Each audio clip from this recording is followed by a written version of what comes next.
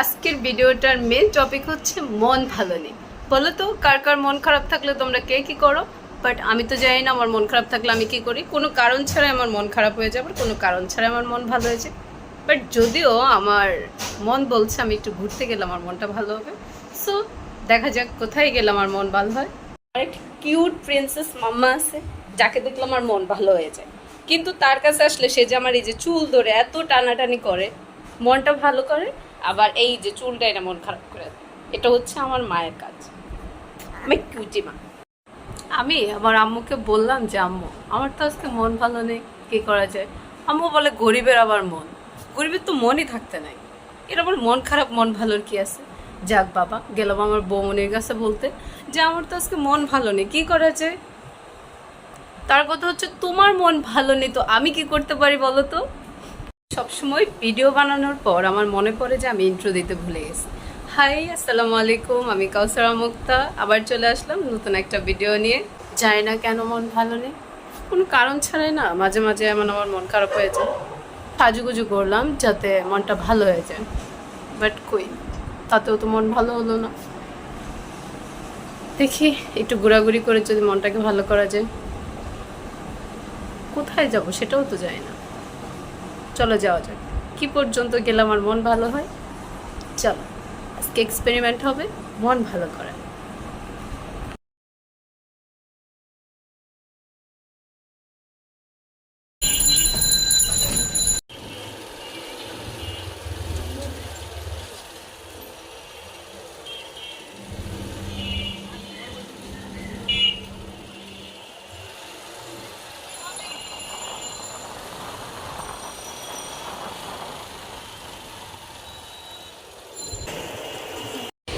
এই আকাশের মতোই যদি সুন্দর হতো প্রত্যেকটা মানুষের মন, আই থিঙ্ক জীবন আর অনেক সহজ হয়ে যেত।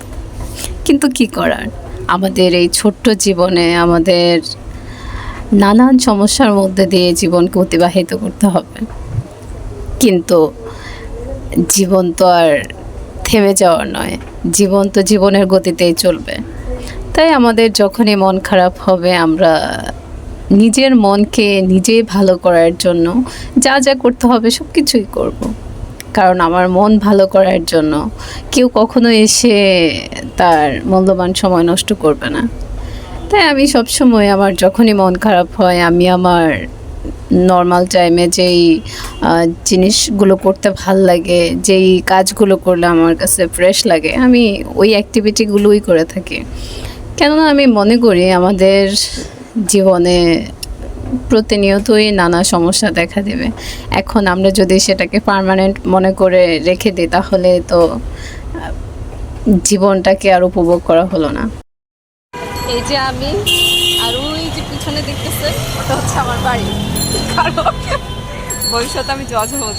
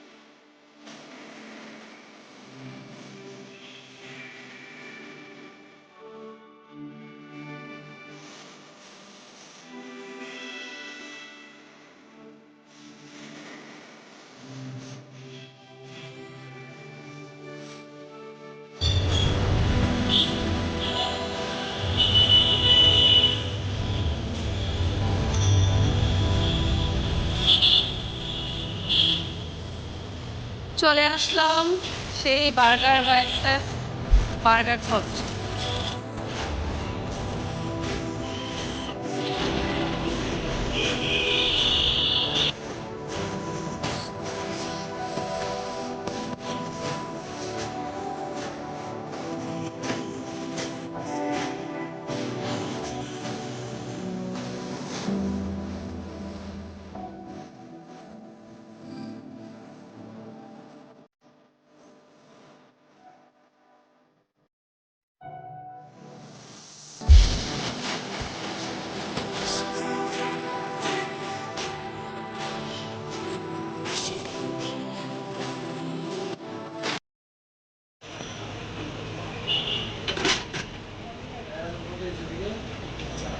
এখানে কত হয়েছে?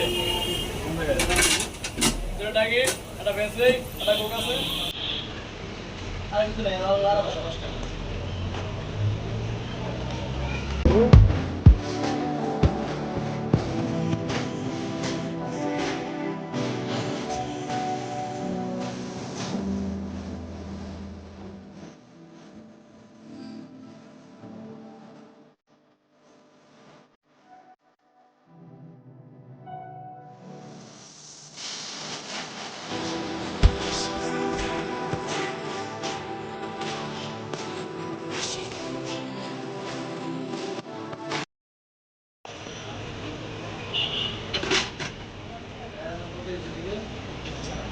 এখানে কত হয়েছে? টাকা একটা বেঁচে একটা কোক আছে আর কিছু নেই আর 10 টাকা।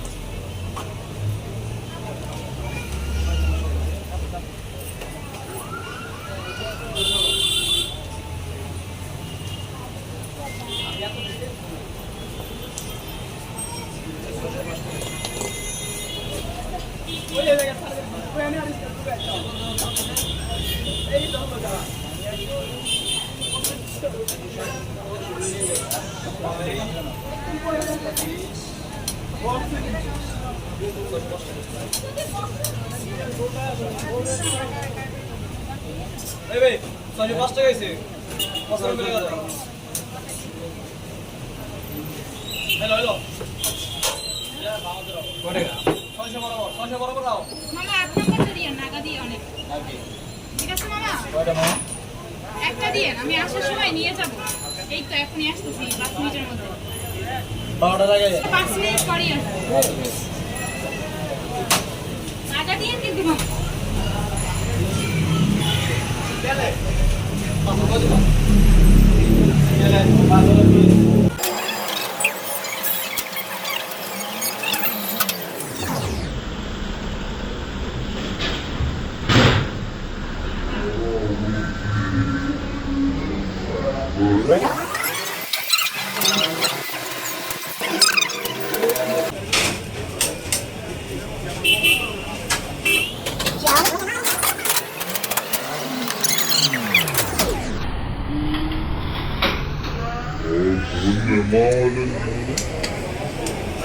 আবার আসো এটা খুশি মতো সবদিকে মানুষ খায় না ওই এক যে পড়ছে দেখ আগে থেকে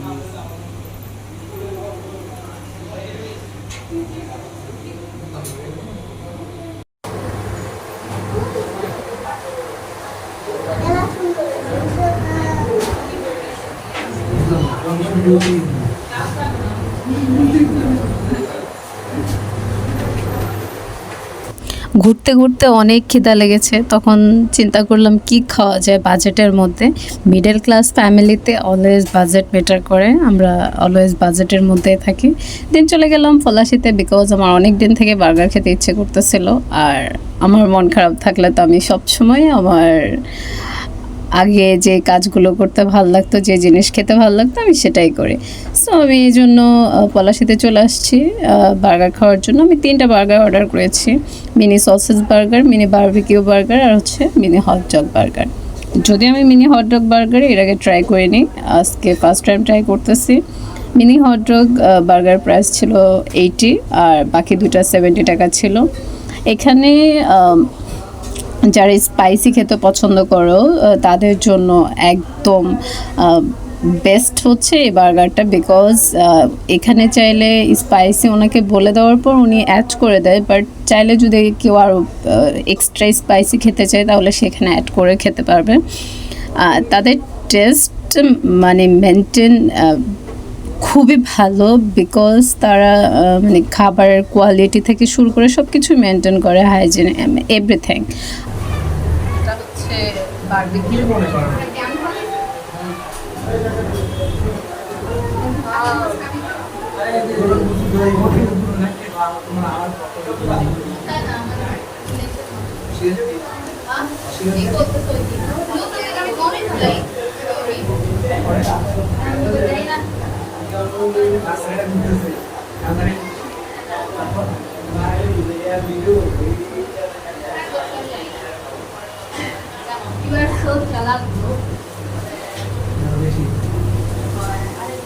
এটাও ভালো।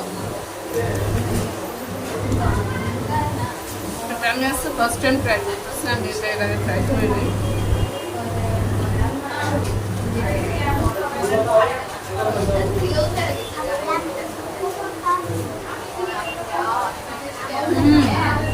সুপার। এটা তো ট্রাই না করে miss করছি।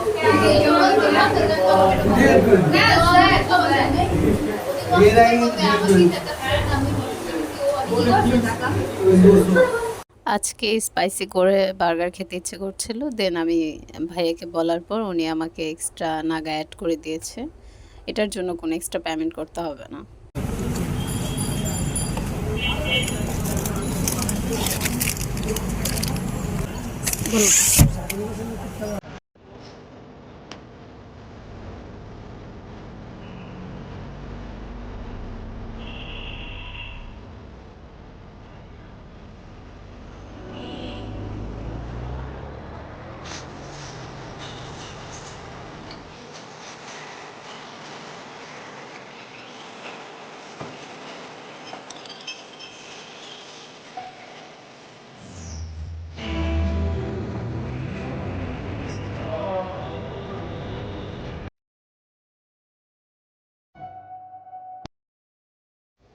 পলাশীর মোড় থেকে বাম দিকে লালবাগ যাওয়ার রোড ধরে একটু আগালেই দেখা যায় হাতের বাম দিকে সুন্দর করে বড় করে লেখা আছে বার্গার ভাইবস।